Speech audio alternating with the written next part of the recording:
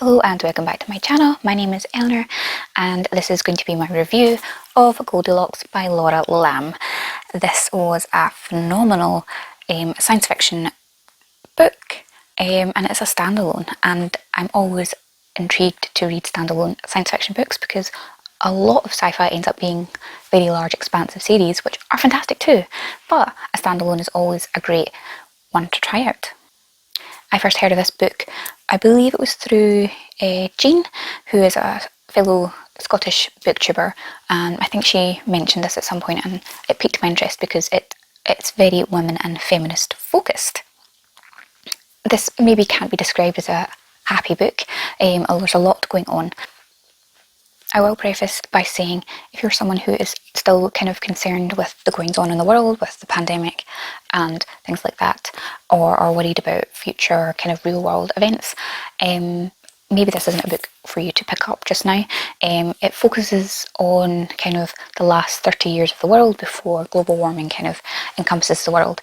It focuses on a group of women who go into space to fly into the Goldilocks galaxy to find another habitable planet because humans have ruined the Earth, and the Earth is in the last 30 years. There's a lot of bad things going on the Earth, and they have to wear gas masks about because the air quality is so poor. There's so many big issues with the world.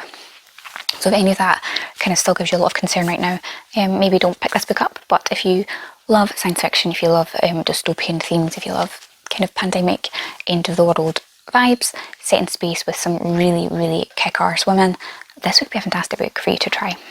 This is one of those books that really makes you think about humanity and how people interact with each other and interact with like the problems going on in the world. I think everyone kind of reacts very differently, and this is very much a book that showcases how in the same situation, in different circumstances, everyone reacts completely uniquely. And yeah, there's so many twists and turns in this book. This story is also very much about womanhood and about being feminine, about being a woman.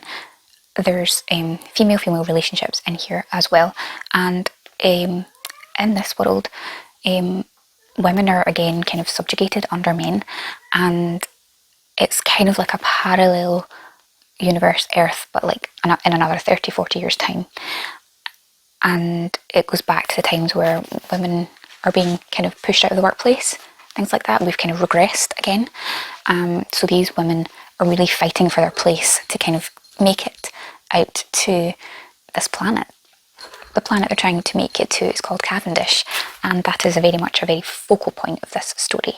You're following the point of view of Naomi, who is the botanist on this expedition. That seems to happen a lot because Mark Watney was the botanist in The Martian, and it has kind of some Martian vibes or vague references. This book isn't told in one straight line.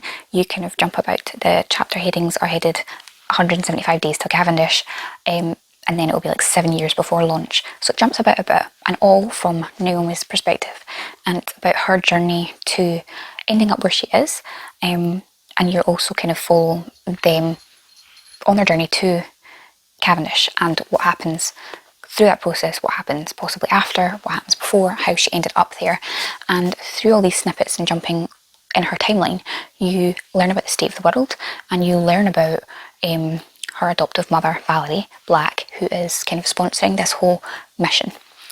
And if you read the back of the book, it says when things start to go wrong on the ship, Naomi starts to suspect that someone on board is concealing a terrible secret and realises time for life on Earth may be running out faster than they feared.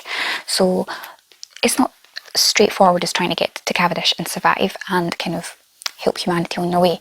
There's a saboteur on board, perhaps with a different agenda, and this book is so thrilling. I couldn't put it down. I was so eager to kind of keep reading. This is my first book by Laura Lamb, and I just thought it was absolutely phenomenal. I thoroughly enjoyed it. There's characters in here that you're meant to hate, and there's characters in here that you're meant to love. They were brilliantly written, and they have such great depth and great backgrounds. All of the crew on this ship and all the people in Valerie and Naomi's lives are written so deeply, and you kind of really understand and get to the grit of how they ended up where they are and how they kind of developed as people, and their relationship together is quite unusual as well as like a mother and kind of like adopted daughter. Naomi herself is very flawed, along with all the characters. Laura Lamb does not shy away with showing how flawed these characters are. I really enjoyed Naomi's kind of progression and how she develops as a character and as a person and develops. She goes through so much change in this book, and it's wonderful to see. And I just loved how everything in this book unfolded, and I didn't see some of the twists and turns coming, and I absolutely love how it ended. It was just so much fun. I would definitely recommend this as a feminist book written by a woman, depicting a really fantastic female cast with lots of diverse relationships as well. I think it was phenomenal. I think this also does raise some very poignant questions about the state of the world we're in right now. We are very much in a global warming phase of the world, and although this takes it to the extreme, and we're not quite there yet on Earth, it does show how humanity's attitude hasn't changed, and not changing quick enough. I think this is a really important fiction version to show how important it is to make these environmental changes.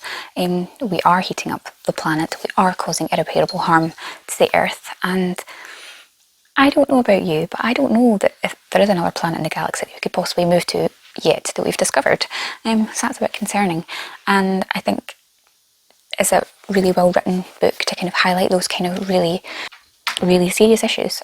I don't know if there's much more I can say about this book just without spoiling any of it, but I thoroughly enjoyed the characters, the setting, the plot. There was so much science in this book, and everything was just so detailed. I obviously can't comment on how accurate all of it is. Yeah, I just loved the angle of this book and thought it was spectacular.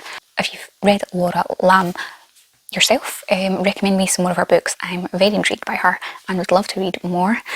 I thoroughly recommend Goldilocks for you to read if you like your science fiction and space travel and exploration books.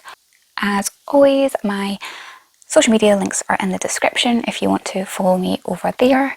If you've read this book, let me know in the comments below. I'd love to have a chat with you. But thank you for watching, and I'll see you in the next video soon. Bye.